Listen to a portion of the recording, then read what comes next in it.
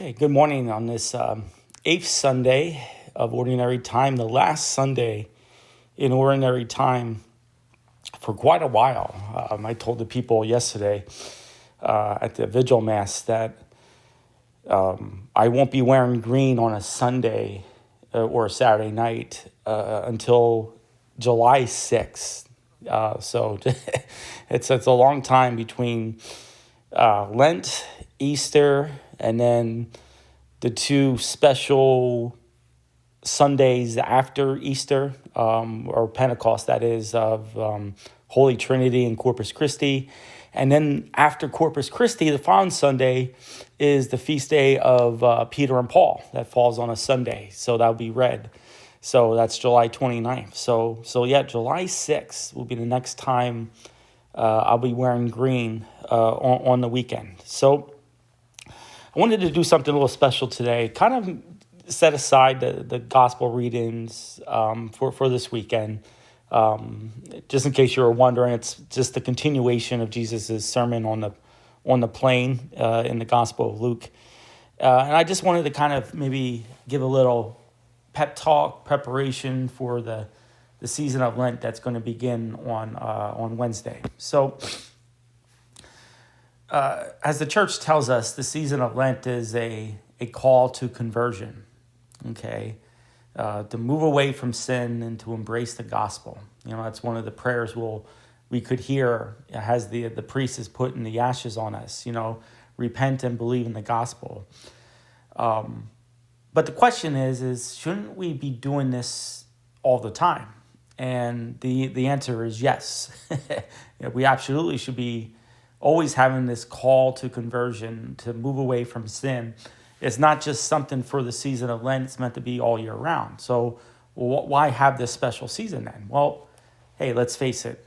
And I'll speak just about myself first. During the year, we can get quite lazy. Maybe to just put it bluntly, we can get lazy. Our prayer suffers. We don't pray as much. We let sin easily creep into our minds. We're not as devotional. We lack faith. This is what happens a lot throughout the year. We forget about our baptismal call and our baptismal promise. We forget, what it means to be a Catholic, to be a Christian, and so the church gives us this season of Lent to say, okay, let's get back on track here. Okay, we know what's important. All right, let's get back to it here. All right. Let's get back to confession. Let's do more prayer time. Let's practice more works of the corporal works of mercy. Let's get back to what it is that we're supposed to be doing.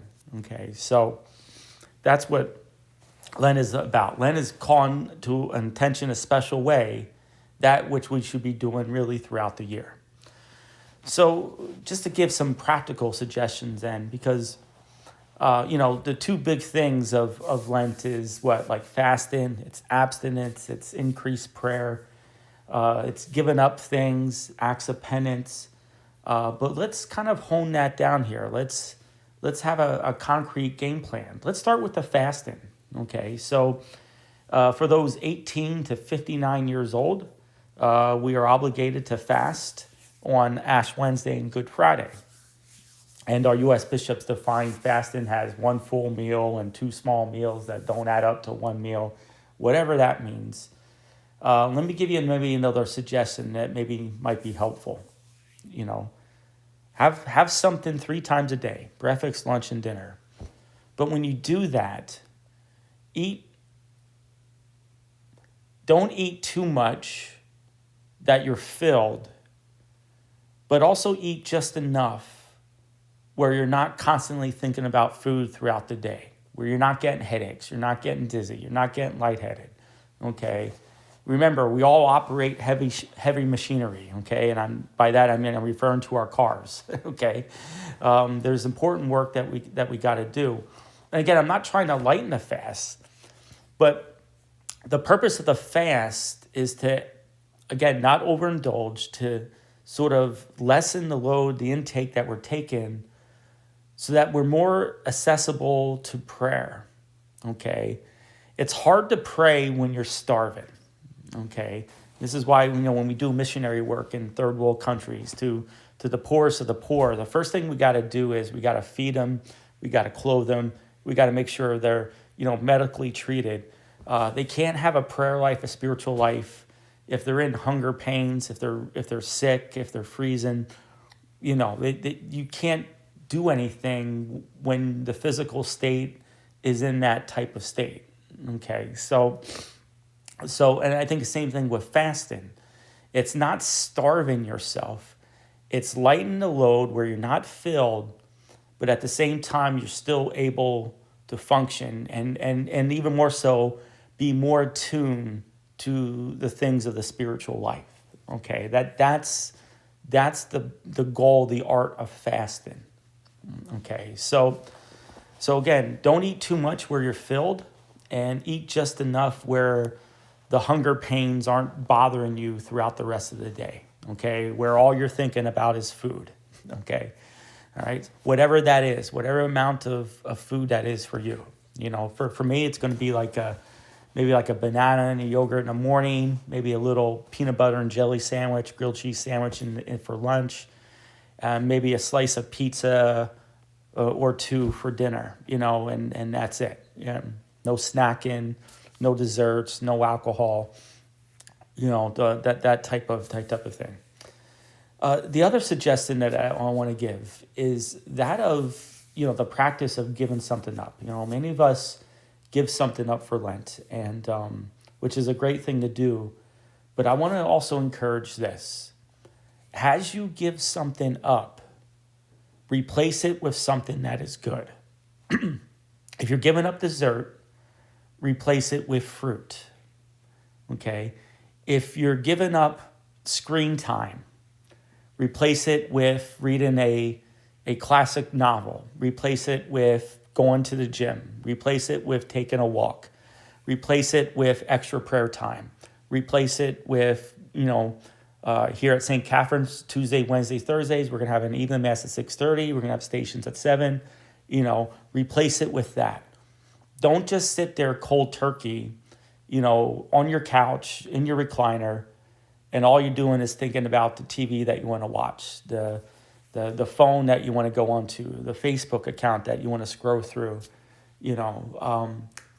I think when we just give it up, but we don't have a plan as to what to do in its place, we're setting ourselves up for failure. Okay. Again, just a little practical suggestion and all that.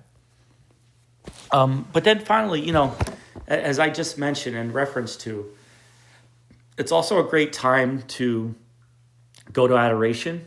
Again, St. Catherine's, we have it Monday night. Not Monday night, actually Monday throughout the day from 8 a.m. to 8 p.m. We have the daily masses from 6:30, Tuesday, Wednesday, Thursdays, stations at 7. Not to mention that the church is usually open throughout the rest of the day. To increase the prayer time, to find something, and again, don't bite off more than what you can chew. Sometimes when we have that vigor, we put a lot on, and then we get ourselves upset when we don't follow through on it. But increase the amount of prayer and increase the amount of penance, and don't forget also about the sacrament of confession. All these things. To get ourselves ready for Lent. Again, it's to focus in on something that we're supposed to kind of focus in throughout the rest of the year. So hopefully starting Wednesday, we can get ourselves spiritually ready and prepared to move away from the sin and to embrace the gospel. May God bless you.